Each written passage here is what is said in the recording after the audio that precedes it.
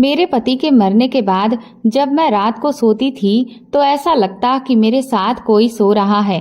अब हर रोज मेरे पति मेरे सपने में आते हैं और कहते, बस रोना नहीं, मैं हमेशा आपके साथ हूँ। लेकिन मैं हर सुबह हैरान होती जब बिस्तर के दूसरी तरफ किसी के लेटने के निशान होते।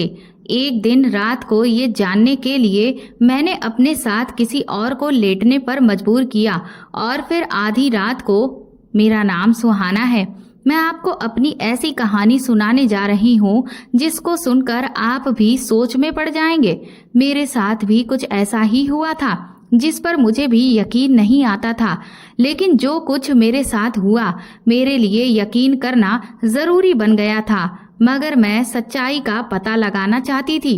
मैं बहुत खूबसूरत हूँ, लेकिन शायद मेरी किस्मत इतनी खूबसूरत नहीं थी। मैं अपने माँ बाप की इकलौती बेटी हूँ। मेरी शादी की उम्र हो चुकी थी। मेरे माँ बाप ने मेरे लिए रिश्ता देखना शुरू कर दिया। एक दिन मैं अपनी दोस्त काजल के साथ उसके घर बैठी थी। मेरी माँ मुझे सब जगह ढूंढ रही थी, जैसे मैं कहीं खो गई हूँ। मैं जवान थी, लेकिन मेरी माँ मेरी परवाह बिल्कुल किसी छोटे बच्चे की तरह करती थी। वो मेरी सहेली के घर आई और कहने लगी, तुम यहाँ पर बैठी हो, घर चलो, जल्दी तुम्हें देखने के लिए रिश्ते वाले आए हैं। और तुम्हारा मोबाइल कहाँ है? मैं तुम्हें कितनी देर से कॉल कर रही हूँ, लेकिन तुम्हारा नंबर बंद जा रहा है।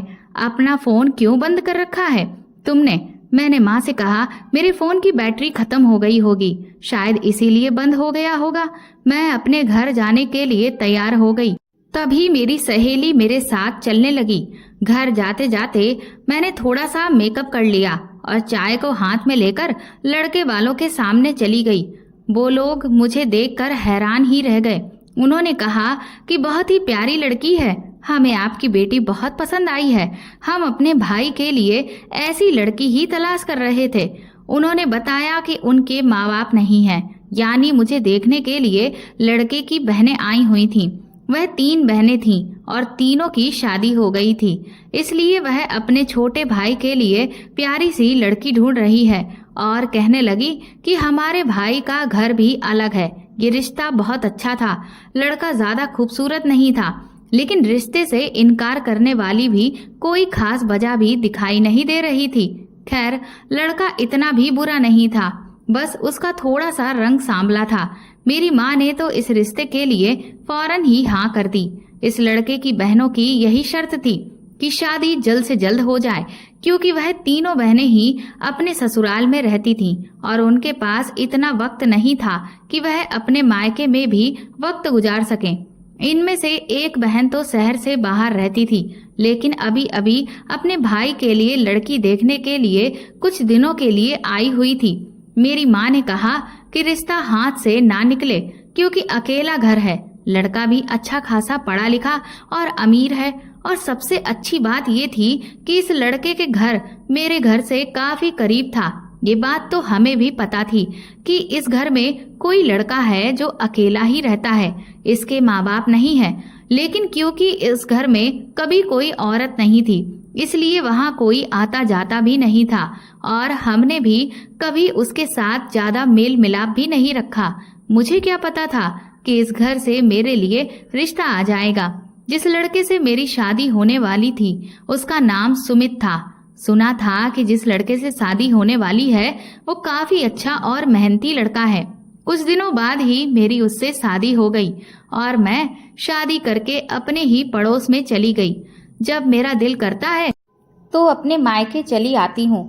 मेरे पति ने कभी मुझ पर रोक टोक नहीं की थी और मेरी तीनों ननद अपने भाई की शादी करवाने के बाद अपने अपने घरों को लौट कर चली गई थीं, और वह तीनों ज्यादा अपने मायके आई भी नहीं थी। मैं अपने ससुराल में बहुत खुशी और हर किसी को अपने घर और अपने पति के बारे में बहुत खुशी खुशी बताया करती थी। मेरी माँ मुझे अक्सर यही कहती थी कि सबको ये सारी बातें नहीं बताते, क्योंकि नजर लग जाती है।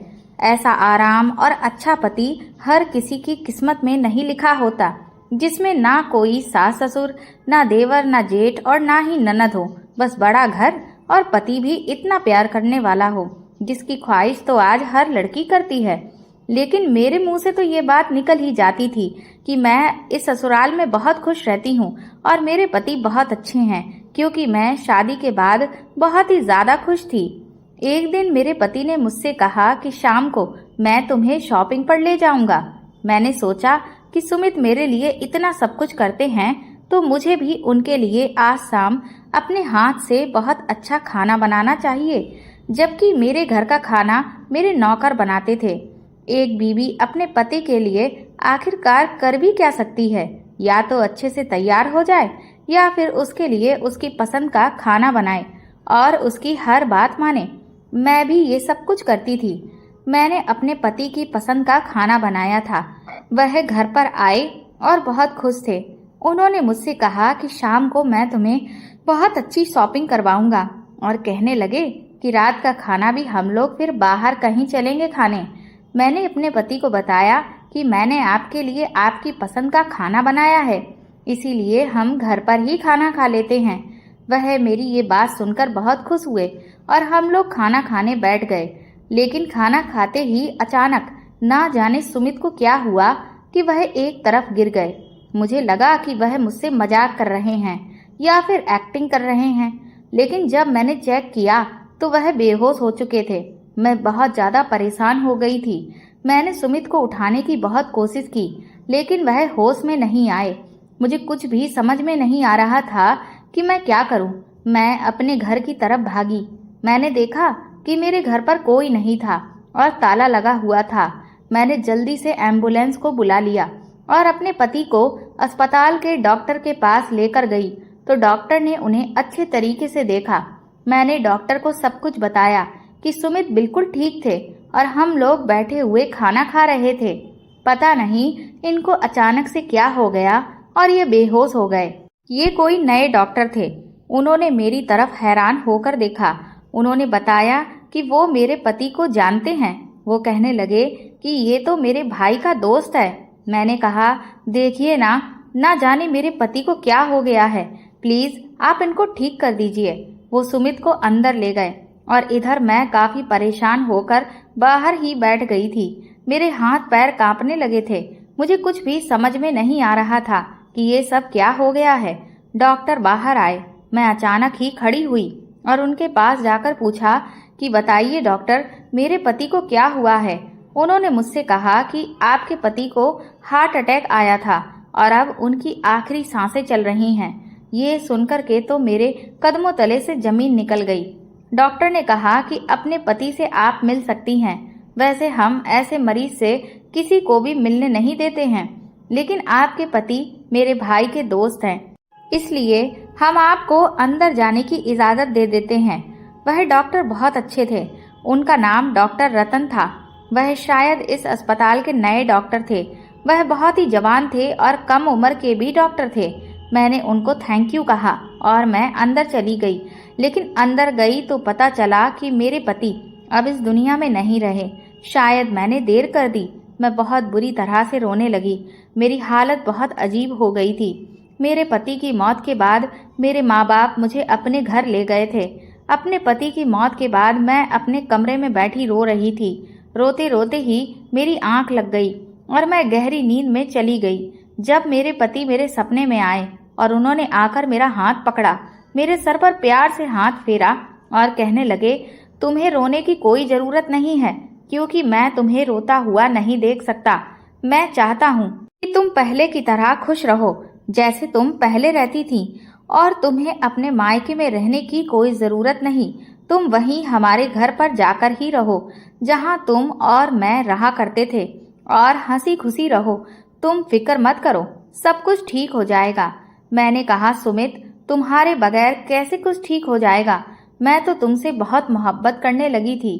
तुम्हारे बिना कुछ ठीक नहीं हो सकता और मैं तुम्हारे बिना नहीं रह सकती। मुझे तुमसे मोहब्बत हो गई है। मैं तो सारी जिंदगी तुम्हारे साथ गुजारना चाहती थी, और अभी हमारी शादी को 2 महीने ही तो हुए थे और तुम मुझे छोड़कर चले गए। मैं यहाँ तुम्हारे बिना अकेले कैसे जिंदगी गुजारूंगी। सुमित ने कहा कि किसने कहा मैं तुम्हें छोड़कर चला गया हूँ। मैं तुम्हें छोड़कर गया ही नहीं हूँ। मैं तो यही हूँ तुम्हारे पास। मैं हमेशा तुम्हारे साथ ही रहूंगा। लेकिन ये याद रखना कि जब भी तुम्हें मुझसे मिलना हो तो उसके लिए तुम्हें हमारे घर आना पड़ेगा। वहां मैं हमेशा तुम्हारे साथ रहूंगा। मैंने सपने में अपने पति का हाथ पकड़ लिया और कहा, सुमित प्लीज मुझे अकेला छोड़कर मत जाना, मैं तुम्हारे बिना नहीं जी सकती। अचानक से तभी मेरी आंख खुल गई और देखा कि मेरे आसपास तो कोई भी नहीं है। मैं अपने सपने को याद करके खूब रोने लगी। काश ये सपना सच होता और सुमित मेरे सामने होते। मेरे पति को गुजरे हुए अभी 10 दिन हो गए थे। इस दौरान मेरी दोस्त काजल भी मुझसे मिलने के लिए कई बार आ चुकी थी। बेचारी मेरे पास आकर मुझे तसल्लियां दिया करती थी और मुझे चुप कराती थी कि इतना नहीं रोते, बस करो, तुम अपनी तबीयत खराब कर लोगी। मैं काजल से गले लगकर खूब रोती थी। मैंने अपने सपने के बारे में सिर्फ काजल को ही बता रखा था। काजल ने जब मेरे सपने के बारे में सुना तो उसे मेरे सपने पर यकीन नहीं हुआ था, क्योंकि वह सपनों में विश्वास नहीं रखती थी। लेकिन उसने मुझे कुछ नहीं कहा। मैं भी ये समझती थी कि ये सिर्फ एक सपना ही है जो मेरे शांत दिमाग ने बनाया है। लेकिन अगर ये सच होता तो कितना अच्छा होता। मैं अपने पति से सपने में आखिरी बार मिली थी। उन्होंने मेरा हाथ पकड़ा और मुझे गले से लगा लिया। मेरे लिए यही काफी था। जब कुछ दिन गुजर गए तो मैं अपनी माँ से कहा कि मैं अपने ससुराल जाना चाहती हूँ और मैं यहाँ पर नहीं रहना चाहती, अपने पति के घर पर रहना चाहती हूँ। मेरी माँ ने मुझसे कहा कि तुम वहाँ अकेले कैसे रहोगी। मैंने कहा कि मेरा घर करीब ही तो है, एक गली का भी फासला नहीं है। अगर मुझे कुछ परेशानी हुआ करेगी तो मैं यहाँ पर आ जाया करूँगी, लेकिन मुझे वहीं पर रहना है, मुझे वहीं पर सुकून मिलेगा। मेरी माँ मुझे मना कर रही थी, मगर मेरे पापा ने कहा कि अगर इसे वहाँ खुशी मिलती है तो इसे वहाँ जाने दो। कुछ दिन में ये नॉर्मल हो जाएगी तो फिर वापस आ जाएगी। इनको यही लगता था कि मैं पागलों की तरह रवैया कर रही हूँ। कुछ दिनों में मैं ठीक हो जाऊंगी और उनकी इस बात से मैं दुखी हो गई थी। मेरे माँ बाप मेरी हर बात मानते थे और मेरा बहुत ख्याल रख रहे थे। उन्होंने मुझे इस घर में रहने की इजाज़त दे दी थी। वैसे भी मेरा घर ज़्यादा दूर नहीं था। मैं रात को अपने कमरे में आई। वही मेरा कमरा था जहाँ मैं और मेरे पति रहते थे। मैं बिस्तर को ऐसे ही सेट किया जैसे रोज रात को सोने से पहले किया करती थी और अपनी जगह पर आकर मैं सो गई। मेरे दिमाग में सिर्फ सुमित ही आ रहे थे और मैं खूब रो रही थी और आंखों से आंसू रुक ही नहीं रहे थे। अचानक ही कमरे में कुछ हुआ। मैंने लाइट ऑफ करके चुपचाप मैं लेट गई थी। मुझे फिर ऐसा लगा जैसे पीछे मेरे पति की जगह पर कोई आकर लेट गया है। मेरे कदमों तले से जमीन निकल गई, मेरी सांसें तेज हो गईं और मेरे दिल की आवाज़ मेरे कानों में गूंजने लगी। मेरे अंदर हिम्मत ही नहीं थी कि मैं पलट कर देखती। मैं बहुत ज़्यादा डरने लगी थी। जब कोई इस दुनिया से चला जाता है तो इंसान चाहता है कि वह कहीं से भी वापस आ जाए और हम उसको देख सकें, लेकिन यह एहसास ज़िंदगी में इतना खौफनाक होगा मुझे अंदाज़ा भी नहीं था। मैं बहुत ज़्यादा डरने लगी थी, बल्कि मुझे ये महसूस हो रहा था कि बेड पर कोई लेटा है और उसके वजन से बेड भी नीचे झुक गया था। मुझ में पलटने की हिम्मत नहीं हुई और यकीन हो गया कि शायद मेरे पति ने मुझे सपने में आकर जो भी कहा था वह सच था। शायद वो सपना नहीं था, वो सचमुच मेरे साथ थे और मेरे पीछे लेटे हुए थे। सुमित इस दुनिया में तो नहीं थे, ये तो मुझे पता है, लेकिन ये सुमित ही हो सकते हैं। मुझे उनकी सांसों की आवाज़ और उनकी खुशबू महसूस हो रही थी। मैंने आंखें बंद कर ली और महसूस किया कि वह मेरे साथ हैं और मैं सो गई। सुबह जब मैं उठी तो ये देखकर हैरान थी कि जिस जगह पर सुमित लेटे थे उस जगह का बिस्तर भी खराब हो चुका था। इसका मतलब वह रात को यहाँ पर आए थे। उन्होंने मुझसे कहा था कि वह हमेशा मेरे साथ रहेंगे और रोज रात को मुझसे मिलने के लिए आया करेंगे, लेकिन सिर्फ अपने घर में ही आएंगे। अगले दिन मैं अपनी माँ की तरफ चली गई। उन्होंने मुझे रात को अपने पास ही रोक लिया क्योंकि बाहर बहुत तेज बारिश हो रही थी। उन्होंने कहा कि आज रात जाने की कोई ज़रूरत नहीं है, आज तुम यहीं पर रुक जाओ। लेकिन आज रात मेरे साथ ऐसा कुछ भी नहीं हुआ। अपने मायके में आकर मुझे कोई भी सपना नहीं आया, लेकिन मुझे तो अपने पति के साथ रहना था क्योंकि मुझे उनसे बात करनी थी, मुझे उन्हें महसूस करना था। इसलिए मैंने इरादा कर लिया कि मैं अपने पति के ही घर में रहूंगी। अगले दिन जिद करके मैं अपने घर चली गई। रात होते ही फिर से यही एहसास महसूस होने लगा। इस बार अचानक से मुझे ऐसी नींद आई कि मुझे कुछ पता ही नहीं चला कि मैं कहाँ हूँ। लेकिन जब सुबह उठी तो मेरा दिल बहुत हल्का हो चुका था। मुझे ऐसा लग रहा था जैसे सब कुछ ठीक है। मुझे ऐसा महसूस हो रहा था जैसे मेरा पति मेरे साथ है, जैसे अभी भी वह जिंदा है और इस घर में रहते हैं, जैसे वह वापस काम पर चले गए हों और मुझे अपने सारे काम निपटाने हैं। मेरे पति भी इस दुनिया में नहीं थे, पर मेरे साथ जरूर थे और मैं अपनी सारी जिंदगी भी ऐसे ही गुजार लेती। रोज रात को जब मैं करवट बदल कर सो जाती थी तो मुझे महसूस होता था कि पिछली तरफ कोई लेटा हुआ है। एक दिन मैंने हिम्मत की और सोचा कि आज मैं करवट बदल कर जरूर देखूंगी कि वहां पर मेरे पति हैं या नहीं। लेकिन जब मैंने करवट बदली तो वहां पर कोई भी नहीं था और काफी देर गुजर जाने के बाद भी मुझे कोई हलचल नहीं दिखाई दी। इसका मतलब वह नहीं चाहते थे कि मैं उनको देखूं।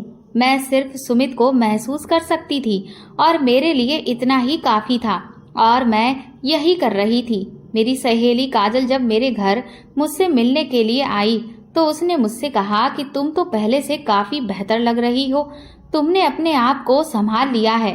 कहते हैं भगवान सवर दे ही देता है। वैसे भी अभी तुम्हारी उम्र ही क्या थी और तुम्हारी शादी को सिर्फ 2 महीने भी नहीं हुए थे। तुम्हें फिर किसी और के बारे में सोचना चाहिए। तुम्हारे पास कोई औलाद भी नहीं है, ज्यादातर लोगों को पता भी नहीं है। अगर किसी और मोहल्ले में तुम्हारी शादी करवा दी जाए तो वह लोग अंदाजा भी नहीं लगा पाएंगे कि तुम्हारी पहली शादी हो चुकी है। मैंने काजल से कहा कि इस तरह की बातें मुझसे मत करो। मैं अपनी जिंदगी में बहुत खुश हूँ, बस जो जैसा चल रहा है वैसा ही चलने दो। उसने मुझसे कहा कि तुम अपनी जिंदगी बर्बाद कर लोगी, कितना वक्त गुजारोगी अकेले में। इंसान अकेले अपनी पूरी जिंदगी नहीं गुजार सकता और औरत तो कभी अपनी जिंदगी नहीं गुजार सकती। मैंने कहा कि मुझे कोई परेशानी नहीं है, बस मैं अपनी जिंदगी में बहुत खुश हूँ। मुझे रात को बहुत अजीब अजीब तरह के सपने भी आने लगे थे। शायद वही पल मुझे याद आ जाते थे जो मैंने अपने पति के साथ गुजारे थे। लेकिन मुझे इतनी सुकून की नींद आज तक नहीं आई थी। पता नहीं मुझे इतनी अच्छी नींद कैसे आ जाती थी कि मुझे होश तक नहीं रहता था। कभी कभी तो मुझे महसूस होता था कि मेरे साथ बिस्तर पर मेरे पति सो रहे हैं और इसके बाद अचानक से ही मुझे नींद आ जाती थी। मुझे ऐसा लगता था जैसे अपने पति की कमी महसूस नहीं होती। और सबसे बड़ी बात मेरे लिए ये थी कि मेरे पति मेरे सपने में आए थे। उन्होंने मुझे यही बात की थी कि वह हमेशा मेरे साथ रहेंगे। जिस दिन मैं अपनी माँ के घर जाती थी उसी दिन ऐसा कुछ भी नहीं होता था। अब तो मेरी माँ को भी मेरी फिक्र होने लगी थी, क्योंकि मेरी हरकतें बहुत अजीब सी हो गई थीं। कभी कभी बैठे बैठे मैं मुस्कुराने लगती और कभी अपने पति के बारे में सोचकर खुद से ही बातें करने लगती थी। मेरी माँ ने मुझसे कहा कि तुम्हें अकेला नहीं रहना चाहिए। रात को तुम्हारे पापा भी गुस्सा कर रहे थे, बस हम तुम्हारी दूसरी शादी कर देंगे। मैंने कहा मैं दूसरी शादी नहीं करूंगी। शादी करने की बात आप अपने दिमाग से निकाल दीजिए।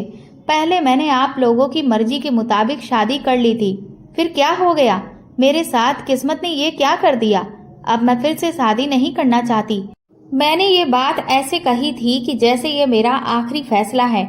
माँ भी काफी परेशान हो गई थी और उन्होंने काजल को कहा कि तुम ही इसको समझाओ।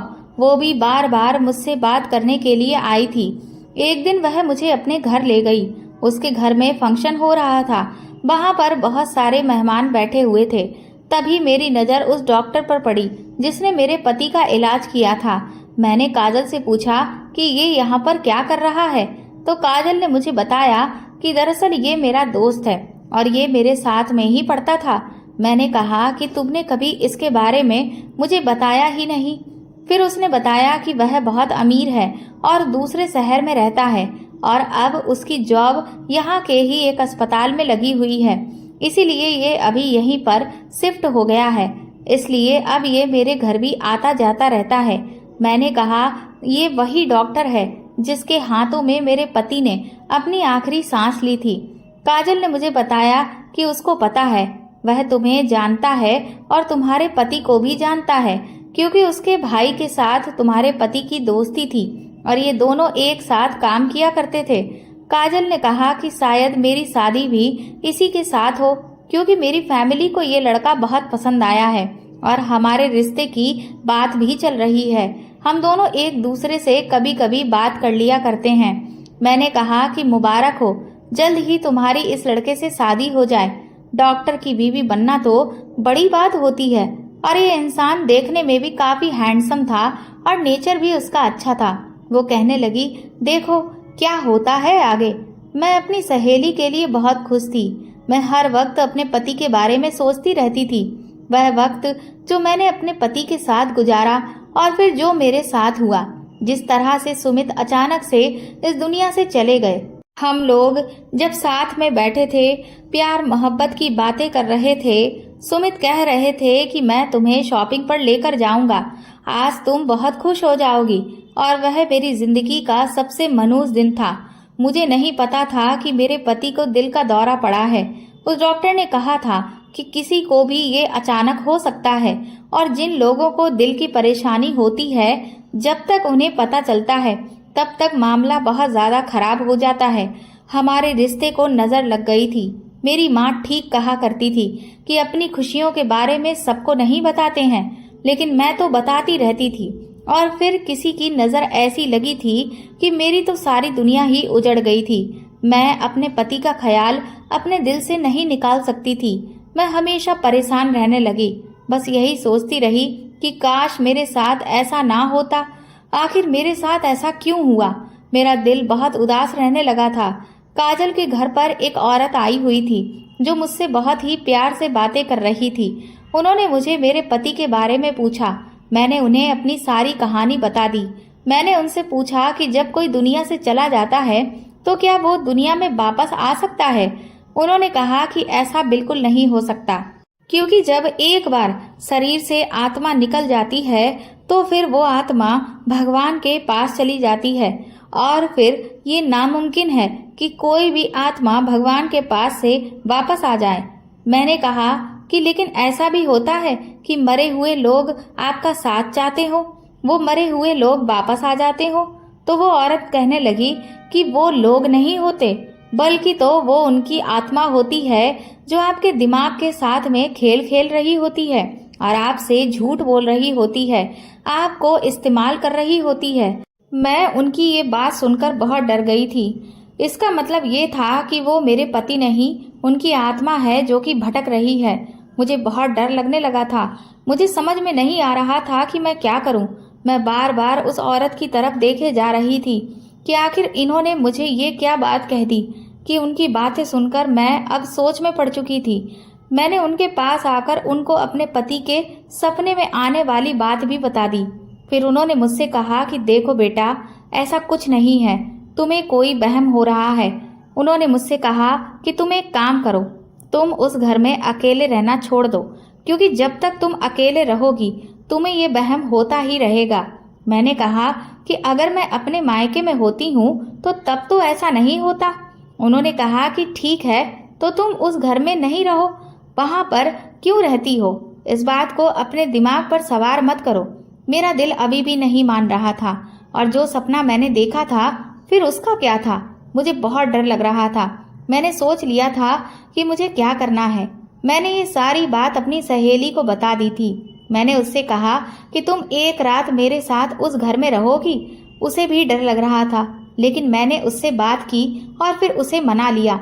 उसने कहा कि ठीक है, लेकिन हम पूरी रात सोएंगे नहीं, और अगर जरा सा भी कुछ हुआ तो मैं तुम्हारी माँ के घर भाग जाऊंगी। मैंने कहा कि ठीक है, मैं भी तुम्हारे साथ भाग जाऊंगी। मैं खुद कौन सा बहादुर हूँ, मुझे भी डर लग रहा है। वो मेरे साथ मेरे घर आ गई और मैंने उसे कहा कि तुम मेरी जगह पर लेट जाना, क्योंकि जैसे ही मैं करवट बदलती हूँ मुझे कुछ भी महसूस होना बंद हो जाता है। मैं कमरे की लाइट बंद कर दूंगी और मैं साइड पर खड़ी हो जाऊंगी। तुम मेरी जगह पर लेट जाना, फिर देखते हैं कि क्या होता है। वो बेचारी इतनी ज्यादा डरी हुई थी कि बार बार रुकने के लिए इनकार किए जा रही थी। फिर मैंने उससे कहा कि देखो, तुम मेरी सहेली हो, तुम्हारे अलावा मैं किसी को भी कुछ नहीं बता सकती हूँ। मैं बहुत बड़ी मुश्किल में फंस गई हूँ। तुम मेरी मदद नहीं करोगी तो फिर कौन करेगा। काजल मेरी मदद करना तो चाहती थी, लेकिन वह बेचारी इतनी बहादुर भी नहीं थी और वह सिर्फ अपने डर की वजह से ही मना कर रही थी। फिलहाल मैंने उसको मना लिया और वह मान गई। उसने कहा कि तुम मेरी जान छोड़ भी नहीं सकती। चलो एक काम करते हैं, इस काम के हो जाने के बाद तुम इस घर में अकेली बिल्कुल भी नहीं रहोगी। तुम मुझसे इस बात का वादा करो, यहाँ चाहे जो भी हो, इसके बाद तुम यहाँ पर नहीं रुकोगी और दूसरी शादी भी करोगी। मैंने कहा ठीक है, मैं ऐसा ही करूंगी, लेकिन अभी तो मेरी मदद कर दो। मैं पर्दे के पीछे छुप गई। मैंने आज कमरे में थोड़ी सी रोशनी भी कर दी थी, लेकिन अभी भी कोई ज्यादा रोशनी नहीं लग रही थी, बस इतनी थी कि ठीक से थोड़ा बहुत नजर आता था। मेरी सहेली मेरी जगह पर लेट गई और बिल्कुल वैसे ही जैसे मैं लेट जाती थी, उसका चेहरा मेरी तरफ था। मैंने इशारे से कहा कि देखो, मैं यहीं पर खड़ी हूँ, तुम्हें डरने की कोई जरूरत नहीं है। वो शकल से बहुत ज्यादा डरी हुई लग रही थी। मैं बेड की तरफ ही देख रही थी। अभी तो वहां पर कुछ भी नहीं था, लेकिन ये भी तो हो सकता था कि मुझे सुमित की आत्मा दिखाई ही ना दे। लेकिन जिस तरह से वो बिस्तर खराब हो जाता था और बेड पर भी मुझे वजन महसूस होता था, इसका मतलब ये है कि अगर वहां कोई आता तो मुझे जरूर नजर आता। वक्त इसी तरह से आगे बढ़ने लगा और रात के 2 बज गए और मेरी आंखों ने फिर ऐसा मंजर देखा कि मेरे पैरों तले से जमीन निकल गई। इस घर में खिड़की से कोई अंदर आया। वो कोई आदमी था, लेकिन उसका कद मेरे पति से ज्यादा लंबा था और थोड़ी देर के बाद उसके पीछे 3 और आदमी अंदर आए, जिसमें से एक आदमी एक तरफ खड़ा हो गया और जो 2 आदमी पहले आए हुए थे, उसने एक रूमाल पर कोई दवा लगाई और मेरी सहेली की नाक के करीब ले जाने लगा, जो आंखें बंद किए हुए लेटी थी। इतने में ही मैंने चीखना चिल्लाना शुरू कर दिया। वो लोग भी चौंक गए और मैंने लाइट ऑन कर दी। लेकिन सबसे ज्यादा मेरी सहेली हैरान थी, क्योंकि इस कमरे में जो शख्स खड़ा हुआ था वह उसका मंगेतर था, यानी कि वही डॉक्टर जिसके हाथों में मेरे पति ने दम तोड़ा था, और उसके साथ 3 और लोग भी थे। मैंने साइड पर रखा हुआ डंडा उठा लिया और कहा कि आगे बढ़ने की कोशिश की तो मैं तुम लोगों की जान ले लूंगी। मेरी सहेली भी मेरे पीछे छुप गई और वह उससे कहने लगी कि तुम यहाँ पर क्या कर रहे हो और ये लोग कौन हैं। उस डॉक्टर ने उन लोगों को तुरंत ही वहां से भगा दिया और कहने लगा कि मेरी बात तो सुनो पहले, मैं तुम लोगों को सब कुछ सच सच बताता हूँ। डॉक्टर भी बहुत ज्यादा घबरा गया था, लेकिन मैं उसकी कहानी समझ चुकी थी। मैंने अपने नंबर से अपने पापा को कॉल मिला दी, लेकिन इस तरह से उन्हें सब बताया कि उनको पता ना चले। थोड़ी देर के बाद वहां मेरे पापा भी पहुंच गए, क्योंकि मैंने घर के दरवाजे पर लॉक नहीं लगाया था, और मेरी माँ भी आ गई थी। उन्होंने डॉक्टर को पकड़ लिया और एक तरफ बिठा लिया। इसके बाद उसने सारी सच्चाई बता दी, जिसको सुनकर हम सबके होश उड़ गए थे। पहले तो वह कुछ बता ही नहीं रहा था, लेकिन शायद मेरे पापा ये बात समझ चुके थे, इसलिए वह बार बार उस पर हाथ उठा रहे थे और वह चुपचाप मार खा रहा था, क्योंकि उसकी गलती थी। और काजल, वो काफी परेशान हो रही थी, क्योंकि उसका होने वाला वो पति था और उसका यहाँ क्या काम था। और जिन लोगों को वह अपने साथ में लेकर आया था, वह पता नहीं कौन लोग थे, लेकिन उसने उनको टाइम पर ही भगा दिया और खुद वह हमारे हाथ लग गया था। फिर उसने बताया कि उसे ये बात पता थी कि मैं इस घर में बिल्कुल अकेली रहती हूँ और मेरी दिमागी हालत भी इस वक्त ठीक नहीं चल रही है, इसीलिए मैं रात को यहाँ पर आ जाता हूँ और इसे क्लोरोफॉर्म सुंघाकर बेहोश कर दिया करता था।